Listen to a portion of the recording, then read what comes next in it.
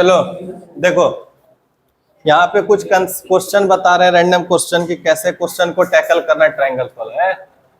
देखो न रे, कहाँ ध्यान है। लो, एक ट्रायंगल बना रहे हैं, यहाँ देखो ध्यान से, ABC,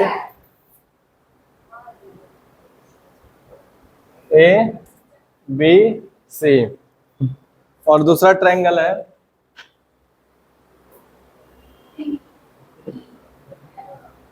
PQR। दो ट्रायंगल दे दिए, ठीक है, और तुमको दोनों एंगल भी पता कर देते हैं। ये है 40, ये है 70,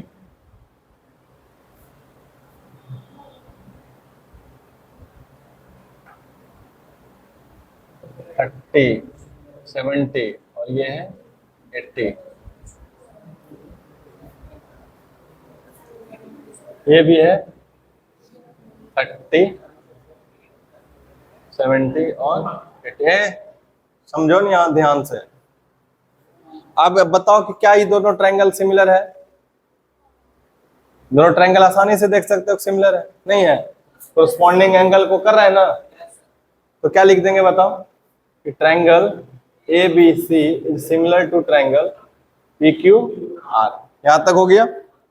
अगर ये दोनों ट्रायंगल सिमिलर हो गया तो क्या क्या होता है बताओ। Ratio of corresponding sides are equal. पहला इंपॉर्टेंट इंफॉर्मेशन क्या बोलोगे, रेशियो ऑफ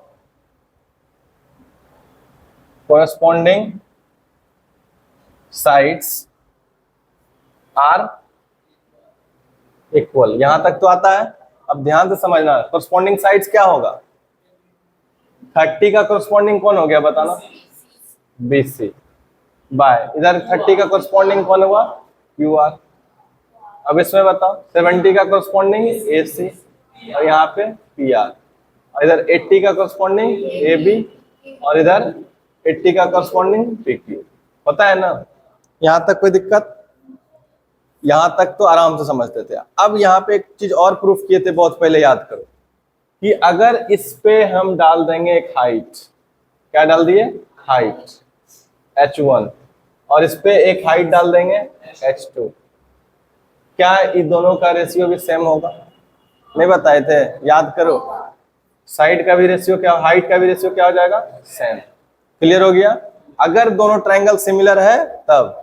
और उसके बाद एक और चीज बताए थे, क्या मीडियन का भी रेशियो सेम होगा, ऑल्टीट्यूड का भी रेशियो सेम होगा, एंगल बाइसेक्टर का भी रेशियो बताए थे ना, ये सेम ही होते जाता है। और इसके अंदर में जो इन सर्कल बनेगा ना, सर्कल, और उसका जो रेडियस होगा वो भी सेम रेशियो में।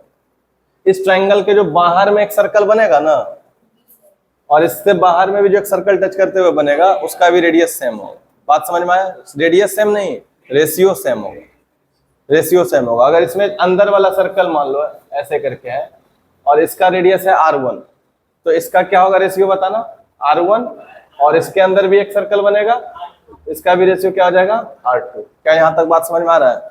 और बाहर वाला जो रेडियस है R1/R2। क्या ये बात समझ में आया, नहीं समझा। साइड का जो रेशियो होगा वही उस दोनों के रेडियस का भी रेशियो होगा, वही दोनों ट्रायंगल का हाइट का भी रेशियो होगा। अभी क्वेश्चन करेंगे तो समझ में आएगा। पहले जो बता रहे इतना तुम बोलो तो एटलीस्ट कि समझ में आ रहा है, जो बोले कि इतना होगा, समझ में आया। ये प्रूफ भी किए थे हाइट का रेशियो से, किए थे ना, पीछे देख लेना, किए हैं हाइट का रेशियो प्रूफ, एंगल बाइसेक्टर का रेशियो प्रूफ, मीडियन का रेशियो प्रूफ, नहीं किए थे, सारा प्रूफ किए हुए। ये दो एक्स्ट्रा ऐड किए तुम, नहीं सर्कल वाला, ये दोनों का रेडियस भी क्या होगा, सेम होगा। यहां तक बात समझ में आया। अब इसी के हेल्प से हमको एरिया का रेशियो लिखना है, ध्यान से देखो। और एक चीज बताए इंफॉर्मेशन कि ये वाला कब तक बराबर होगा, कब तक, जब ऐसा कोई भी डायमेंशन, कोई भी लीनियर डायमेंशन का साइड होना चाहिए। लीनियर डायमेंशन मतलब बताओ, जब हाइट बोलोगे तो क्या बोलोगे, 5 सेंटीमीटर 10 सेंटीमीटर। हाइट बोलोगे तो कब बोलोगे, 5 या 10 सेंटीमीटर। तो सेंटीमीटर का पावर कितना है, 1। तो वो क्या है, लीनियर है ना। ये वाला अप्लाई होते रहेगा अगर दोनों सिमिलर है। बात समझ में आया। तो रेडियस भी सेंटीमीटर में आता है, क्या एरिया में अप्लाई होगा? नहीं, क्योंकि उसका सेंटीमीटर स्क्वायर चलता है, कंपोनेंट अलग हो गया ना। तो हम क्या बोल सकते हैं कि अगर किसी इस दो ट्रायंगल का कोई भी चीज हो उसका रेशियो सेम होगा अगर दोनों ट्रायंगल सिमिलर है। कब तक? जब साइड जो होना चाहिए वो साइड किसके टर्म में होना चाहिए बताओ? या तो सेंटीमीटर या तो मीटर। और इसका पावर देखो सब 1 1 है कि नहीं है, यानी कि लीनियर डायमेंशन होगा। तब क्या होगा? Linear dimension. क्या ये बात समझ में आया अच्छे से? ये वाला रेशियो कब तक सेम होता है? जब यूनिट क्या हो तुम्हारा? लीनियर हो। बात क्लियर हो गया? हाइट भी उसी में होता है, मीटर सेंटीमीटर में, रेडियस भी होता है सेंटीमीटर में, लीनियर डायमेंशन ही ना चलता है। अच्छा बताओ, सेंटीमीटर क्या हो गया? जैसे साइड का लेंथ, ये हो गया लीनियर डायमेंशन। हम बोलेंगे सेंटीमीटर स्क्वायर, क्या ये भी लीनियर डायमेंशन है? तो ये क्या हो जाता है? एरिया होता है ना, एरिया में आता है। ये लीनियर नहीं है। सेंटीमीटर क्यूब वॉल्यूम, ये भी नहीं होगा। यानी कि ये सब में साइड का रेशियो वाला काम नहीं करेगा अगर दो ट्रायंगल सिमिलर है तो। और यहां से पॉसिबिलिटी क्वेश्चन पूछने का ज्यादा हो जाता है, इसीलिए यहां से ज्यादा क्वेश्चन पूछा जाता है। तो क्या ये पॉइंट क्लियर हुआ? अब इसके हेल्प से देखो एरिया का रेशियो लिखेंगे। एरिया ऑफ ट्रायंगल ABC का ratio area of triangle PQR क्या होगा? सोच के बताओ। सोचो। तो सबसे पहले सोचो ऐसे कि कोरस्पॉन्डिंग साइड का रेशियो ये हो जाएगा। BC का कोरस्पॉन्डिंग साइड कौन है यहाँ पे? QR। BC का कोरस्पॉन्डिंग साइड कौन है?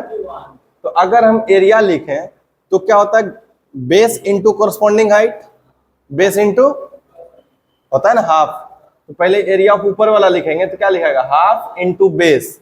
तो बेस यहाँ पे लिख सकते हो BC, और कोरस्पॉन्डिंग हाइट क्या लिखोगे? H1 लिख सकते हैं। और नीचे एरिया ऑफ ट्रायंगल किसका लिखना है? PQR का।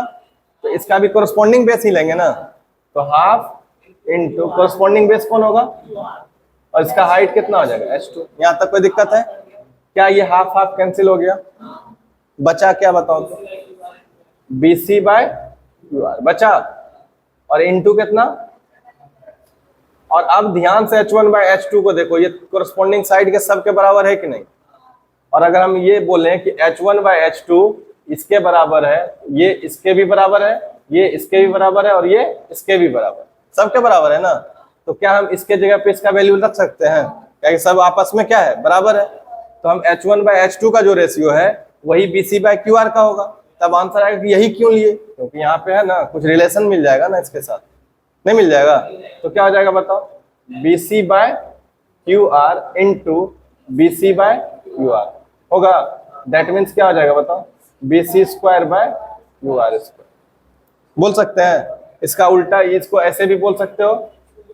क्या बोल सकते हैं? डायरेक्ट बताओ, BC बाय QR। ये साइड का रेशियो था, आया समझ में? यही किसका होता है? Area of triangle ABC bye area of triangle PQR का रेशियो। क्या ये बात समझ में आया? और यही बात ना, दोनों है सेम, अलग अलग है। या तो तुम BC square by QR square लिखो, या BC बाय QR को एक बार लिख दो। अब बताओ, BC बाय QR के जगह पे ये भी आ सकता है, AC बाय PR का भी होल स्क्वायर हो सकता है, AB बाय PQ का भी होल स्क्वायर हो सकता है, H1 बाय H2 का भी होल स्क्वायर हो सकता है, R1 बाय R2 का होल, और ये बड़ा हो सकता है। तो मीडियन का रेशियो का भी स्क्वायर, एंगल बाइसेक्टर का भी स्क्वायर हो जाएगा, एंगल बाइसेक्टर का भी स्क्वायर दे देगा एरिया का स्क्वायर, परपेंडिकुलर बाइसेक्टर का भी साइड का जो रेशियो का स्क्वायर होगा वो भी दे देगा एरिया के स्क्वायर का रेशियो के बराबर। एरिया के बराबर नहीं, एरिया के रेशियो के बराबर होगा। एरिया का रेशियो के बराबर होगा साइड का रेशियो के स्क्वायर के बराबर। क्या ये बात समझ में आया? यहां तक पचा पाए? लेकिन ये लगेगा कब? सबसे पहले चेक करना पड़ेगा कि जो लिनियर वाला तो ये वाला में ना, लिनियर वाला तो इसमें ये रेशियो करने के लिए है ना, सिमिलर है तब।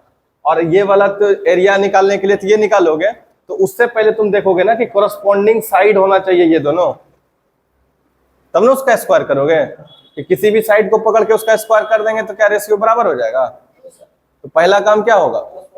चेक करना कि जो गिवन साइड दिया हुआ है क्या वो दोनों सिमिलर ट्रायंगल का कोरस्पॉन्डिंग साइड का रेशियो है या नहीं है।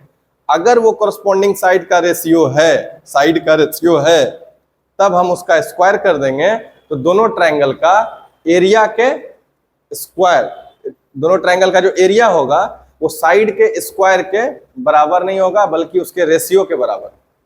रेशियो बराबर हो रहा है यहाँ पे, एरिया बराबर होना और एरिया का रेशियो बराबर होना दोनों सेम बात है या अलग अलग है? अलग अलग है ना। यहाँ पे क्या बराबर हो रहा है, एरिया बराबर हो रहा है या उसका रेशियो की बात हो रहा है? रेशियो की बात हो रहा है। बात समझ में आया? अगर यहाँ तक समझ में आएगा तो इस पे क्वेश्चन करवाएं। क्लियर आया समझ में? चाहे एंगल बाइसेक्टर हो, चाहे परपेंडिकुलर बाइसेक्टर हो, कुछ भी हो, कोई दिक्कत? सिर्फ उसका क्या कर देना है, लीनियर वाला लेना है और उसका लीनियर वाला खाली चेक कर लेना है क्या कि कोरस्पॉन्डिंग है कि नहीं है। कोरस्पॉन्डिंग, और अगर वो कोरस्पॉन्डिंग है तो उसका स्क्वायर डायरेक्ट कर दो, तो वो एरिया का रेशियो मिल जाएगा। साइड का स्क्वायर करोगे जैसे ही, वो एरिया का रेशियो मिल जाएगा।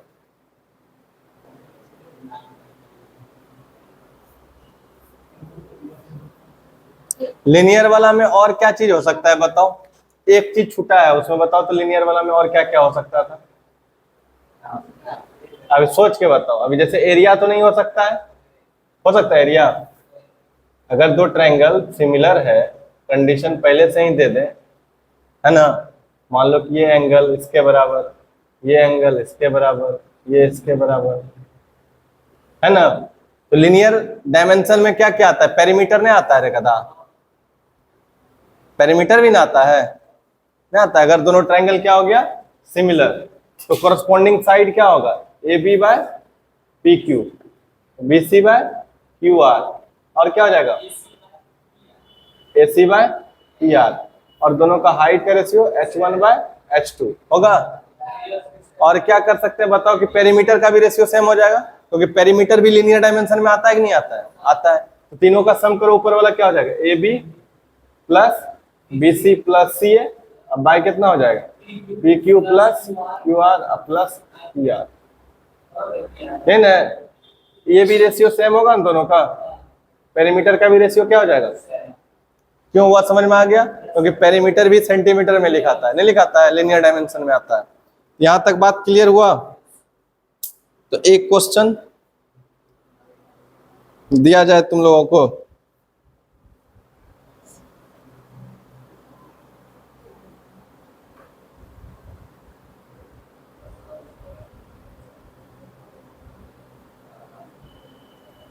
एक क्वेश्चन लिख रहे हैं, इसको बनाओ तुम लोग, ठीक है?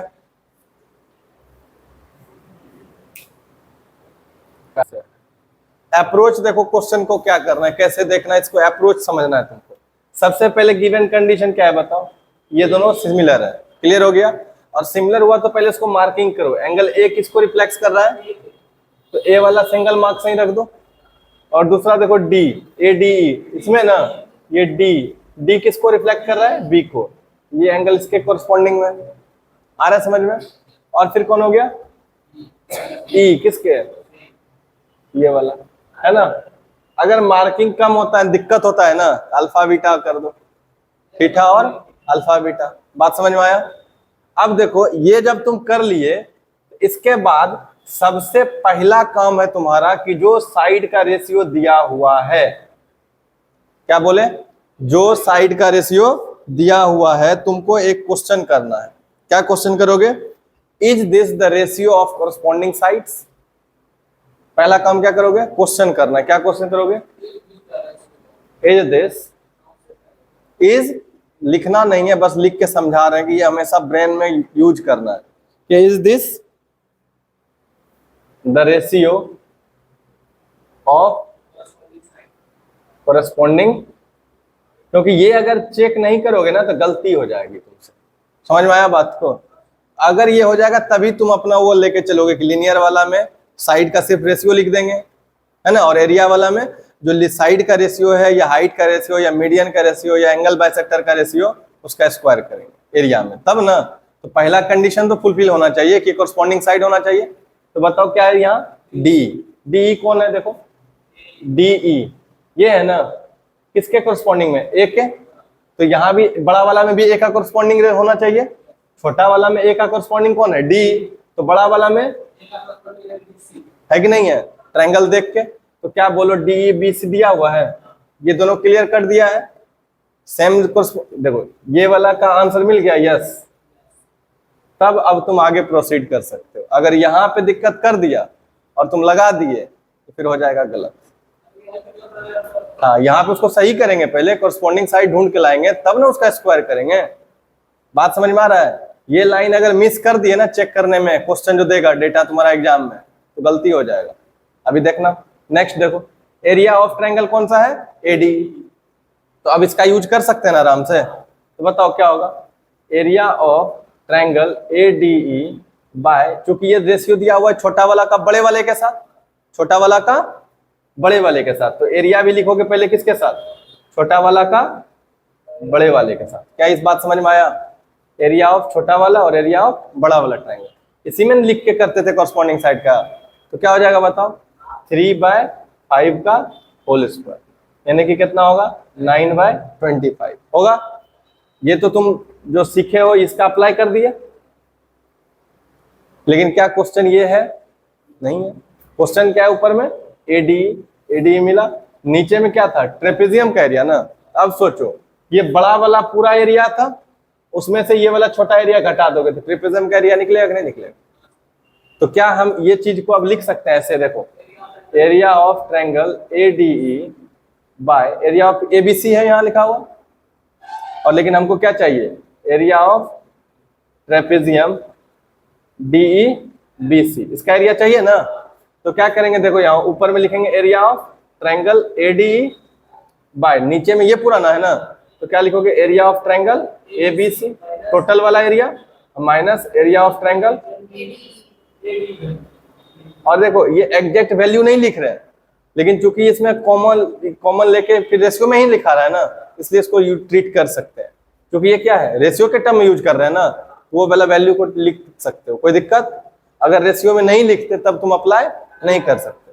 तो आप बताओ रेशियो के टर्म में ये क्या हो जाएगा, एडीई में, एडीई कितना है 9, अब इधर कितना 25 माइनस 9, तो कितना हो गया 9/16, ये रेशियो निकला। क्या यहाँ पे सेंटीमीटर स्क्वायर सब कुछ होगा, कुछ नहीं होगा। समझ में आया? तो क्या निकल गया आंसर, 9/16। क्या इस समझ में आया क्वेश्चन?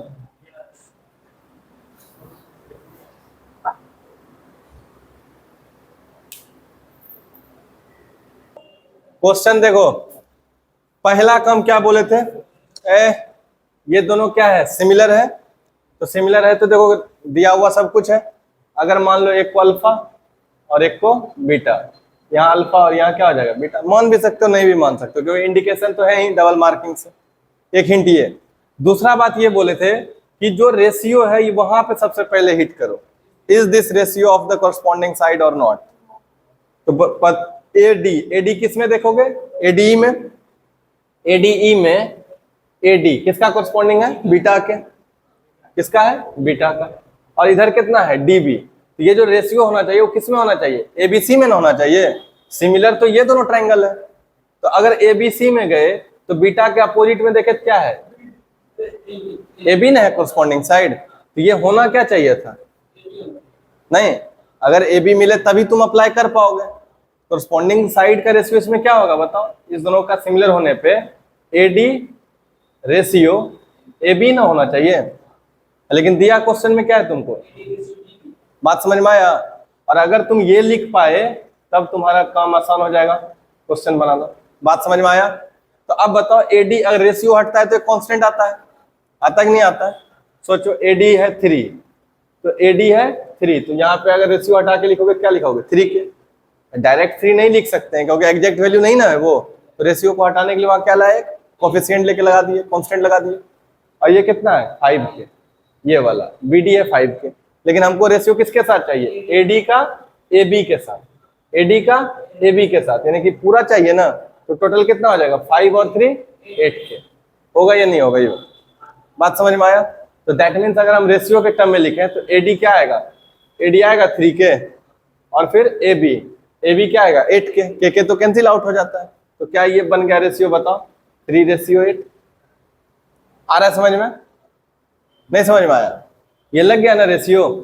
और अगर ये रेशियो सेम, तो इसी जो दो ट्रायंगल है उसका एरिया का रेशियो ना होता है स्क्वायर बेस के साइड के, तो ऊपर एडी किस में है? एरिया ऑफ ट्रायंगल एडी ई, अब बाय क्या? Area of triangle ABC. ये ना होना चाहिए? ये तो ओरली भी बना दोगे, देख नहीं बनेगा? तो बताओ एडीई कितना हो जाएगा? 3 और बाय 8 का स्क्वायर, तो कितना हो जाएगा? 9/64। अगर इस दोनों का एरिया पूछता तो बता देते ना 9/64। बताते कि नहीं बताते? कोई दिक्कत? ठीक। अगर हमको पूछा है एरिया ऑफ ट्रायंगल क्या? एडीई, और क्वेश्चन यहाँ पे क्या है? Area of trapezium DE BC दिया हुआ है ना? कोई दिक्कत?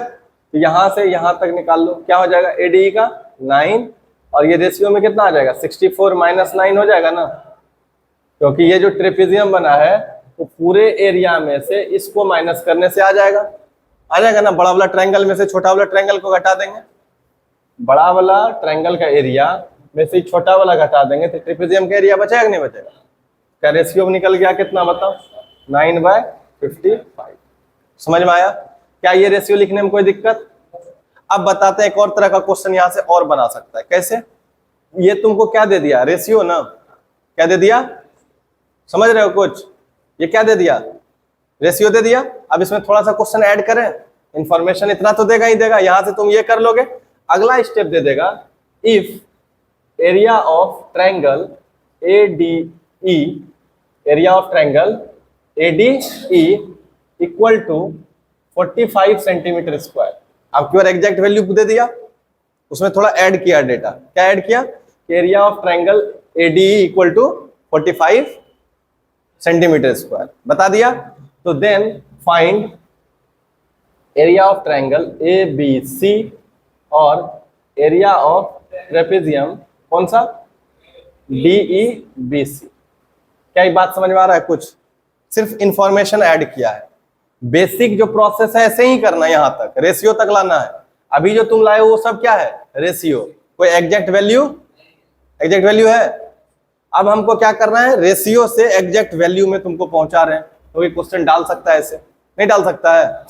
अब सोचो जरा कैसे सॉल्व करेंगे, ध्यान से। अभी तक जो निकाले हो इससे क्या निकाले हो बताओ? कि एरिया ऑफ ट्रायंगल एडीई का रेशियो कितना है?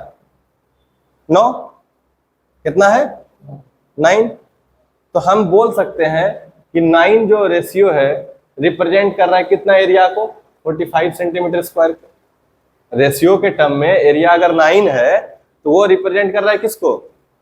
45 सेंटीमीटर स्क्वायर को ना। अरे रेशियो के टर्म में ही ना लाए हैं सेम ट्रायंगल में। समझ रहा है कुछ?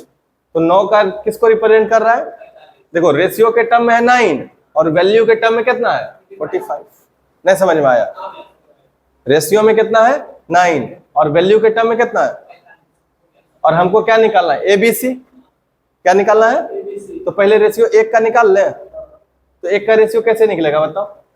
1 यूनिट, मान लो ये 9 यूनिट है, यूनिट मान सकते हो ना? 9 यूनिट का 45 था, तो 1 यूनिट का एरिया कितना होगा रेशियो में? 45/9 हो जाएगा। दोनों साइड 9 से ना डिवाइड होगा, दोनों साइड 9 से डिवाइड किया तब 1 यूनिट निकला। तो ये कितना निकलेगा? इतना सेंटीमीटर स्क्वायर। और अब हमको निकालना कितना का है बताओ? किसका निकालना है? एबीसी का ना है। एबीसी का रेशियो देखो तो कितना निकाले हो? 64। नहीं निकाले हो? एबीसी का कितना निकाले? तो रेशियो में अगर 64 यूनिट हो तो एरिया कितना हो जाएगा बताओ? 45/9 इंटू 64।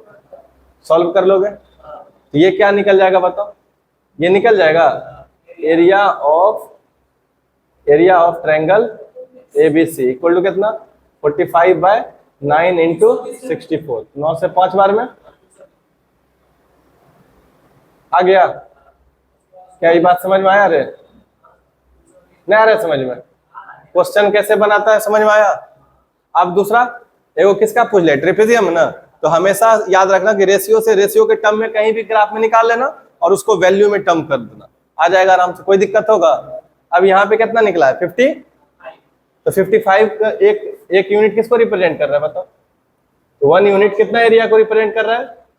5 सेंटीमीटर स्क्वायर को। और किसका? इसका चाहिए। तो ये रेशियो में कितना पार्ट है?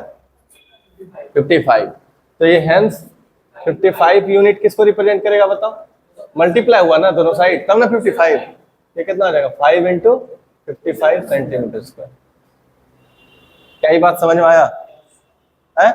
तो क्या वैल्यू के टर्म में भी पहुंच पाए कि नहीं पहुंच पाए? तो हेंस क्या लिखोगे? Area of trapezium, area of trapezium sorry B D E C equal to कितना? 275 सेंटीमीटर स्क्वायर। क्या निकाल लोगे? एरिया वाला कंसेप्ट दिक्कत होगा कि बना लोगे आराम से? पेरीमीटर वाला में भी वही सब में कर सकते हो, सिमिलर जैसे ही आया उसका रेशियो के तक पहुंच सकते हो कि नहीं पहुंच सकते हो? कोई दिक्कत होगा? तो पेरीमीटर का भी रेशियो निकाल सकते हो और फिर रेशियो से एग्जैक्ट वैल्यू निकाल दोगे कि नहीं निकाल दोगे? नहीं निकाल देंगे? पेरीमीटर पे भी क्वेश्चन बना सकता है कि नहीं बना सकता? साइड का रेशियो दे देगा और बोलेगा कि अगर इस ट्रायंगल का, अभी लिखो फिर पेरीमीटर भी इसी पे करा देते हैं, फिर लिखो। समझ में आया? चलो देखो इसमें क्या करोगे, ध्यान से देखो। Triangle ABC is similar to triangle DEF. Similar है ना? जब क्वेश्चन से ही सिमिलर बोल रहा है तो आराम से लिखो, फिगर मत बनाओ। ABC is similar to triangle DEF, यहीं से चेक कर लेंगे। बात समझ में आया? अब क्या दिया हुआ है? बीसी बराबर 3 और ईएफ बराबर 4। तो लिखो बीसी बराबर 3 सेंटीमीटर और ईएफ बराबर 4 सेंटीमीटर। तो पहले हम बोले थे ना कि जैसे ही साइड दे दे तो पहले चेक करो कि is this corresponding side, the ratio of corresponding side or not। तो रेशियो कब बनाएंगे? जब साइड भी तो सेम होना चाहिए। तो देखो क्या है, बीसी कोरस्पॉन्ड कर रहा है इसको, तो ये भी कोरस्पॉन्ड कर रहा नहीं है आपको। क्या दोनों सेम है? तो दोनों कोरस्पॉन्डिंग साइड है या नहीं है? कोरस्पॉन्डिंग साइड है। अब आगे बढ़ेंगे तो क्या लिख सकते हैं बताओ? कि area of triangle ABC by area of triangle DEF कर सकते हैं ना? क्योंकि हमको निकालना क्या है? एरिया ऑफ ट्रायंगल एबीसी दिया हुआ है, वैल्यू के टर्म में दिया हुआ है ना, तो वैल्यू के टर्म में दिया हुआ है तो रेशियो निकाल के भी कर सकते थे, नहीं कर सकते थे? और determine the area of triangle DF, और डायरेक्ट भी निकल सकता है। तो दोनों तरीका से समझाते हैं कैसे बनेगा। पहले तो ये लिख दिए, अब क्या लिखोगे कोरस्पॉन्डिंग साइड बताओ? BC by EF. अब जैसे एबीसी लिखा तो इसका कोरस्पॉन्डिंग बीसी और इस ट्रायंगल का कोरस्पॉन्डिंग साइड ईएफ, सेम लिख दिया और इसका दोनों का क्या कर दोगे? स्क्वायर। तो बताओ क्या होगा? बीसी कितना है? 3/4 का स्क्वायर, सेंटीमीटर सेंटीमीटर कट गया, 9/16। और एरिया ऑफ ट्रायंगल कौन सा है? एक है एबीसी और एक ट्रायंगल कौन है? एरिया ऑफ ट्रायंगल डीएफ है ना? तो एबीसी कितना दिया हुआ है? 54 सेंटीमीटर स्क्वायर। यहाँ पे क्या लिख दोगे? 54 सेंटीमीटर स्क्वायर इक्वल टू 9/16, और ये हमको निकालना है डीएफ, यही ना? तो 9 से क्या बार में कट गया? 6 बार में। तो क्रॉस मल्टीप्लाई कर दोगे तो क्या हो जाएगा? एरिया ऑफ ट्रायंगल डीईएफ को इधर 1 से मल्टीप्लाई करोगे, यही आ जाएगा 16 इंटू 6, ये ना आया? Area of triangle DEF equal to कितना? 96। इसमें सेंटीमीटर स्क्वायर लिखेंगे क्योंकि एग्जैक्ट वैल्यू पूछ रहा है ना, रेशियो तो नहीं पूछ रहा है।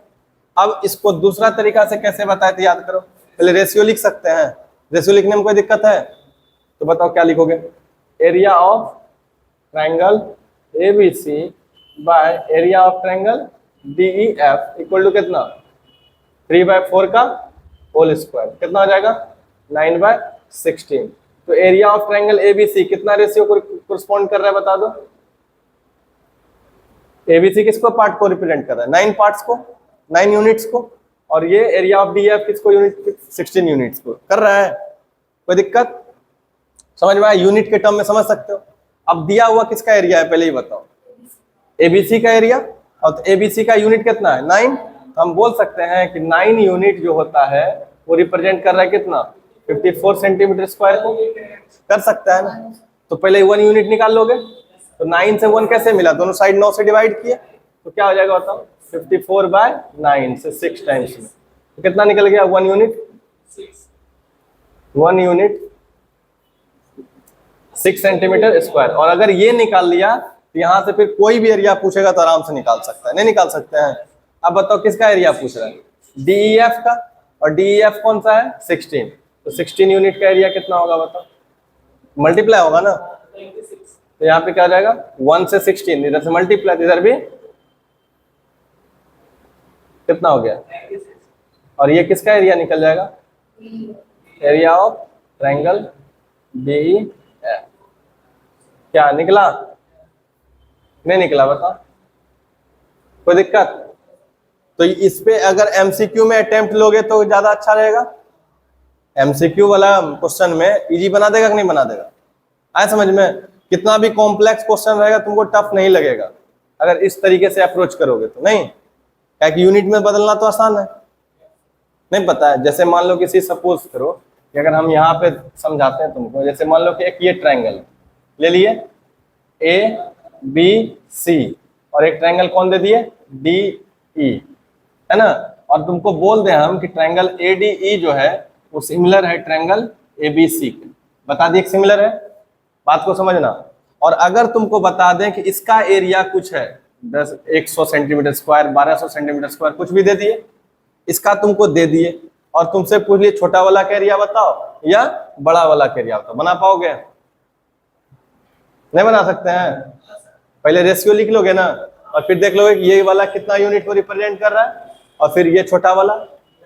बेसिक कंसेप्ट पहला क्या है, रेशियो के टर्म में लिख लो दोनों साइड के एरिया को, और उसके बाद उस मेथड से चलोगे तो बहुत आसान लगेगा क्वेश्चन, नहीं लगेगा? इस पे समझाएं कि एक और एक्सप्लेन अच्छे से कर दें ये क्या कहना चाह रहे हैं, कि समझ में आ गया? आ गया समझ में? चलो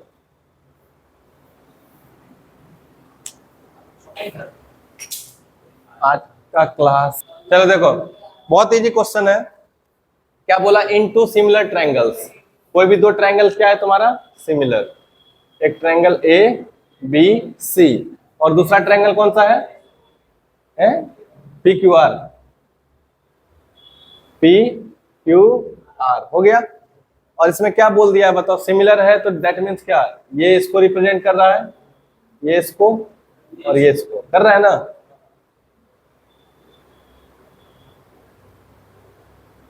अब बताओ क्या करना है, दिया हुआ क्या है बताओ, कोरस्पॉन्डिंग ऑल्टीट्यूड कौन कौन सा है, एडी और पीएस। तो ए से डी हो गया ऑल्टीट्यूड, ऑल्टीट्यूड मतलब सिर्फ क्या होता है 90 डिग्री, और पी से एस। इक्वल नहीं होगा, जरूरी नहीं कि इक्वल होना चाहिए दोनों साइड, समझ में आया? तो ऑल्टीट्यूड वाला भी सेम बताए थे ना, जो साइड का रेशियो के साथ कर सकते हैं। तो क्या लिखेंगे बताओ, कोरस्पॉन्डिंग है ना, एरिया ऑफ ट्रायंगल क्या लिखोगे, ए बी सी का ratio area of triangle P Q R का, किससे हो जाएगा, इसका एडी का, अब बाई कितना पी एस, इसका होल स्क्वायर। बताओ एडी में कितना है, 4/9 का होल स्क्वायर, यानी कितना 16/81। ये ना है एरिया ऑफ ट्रायंगल एबीसी का रेशियो किसके साथ, area of triangle P Q R. है समझ में? चलो हो गया।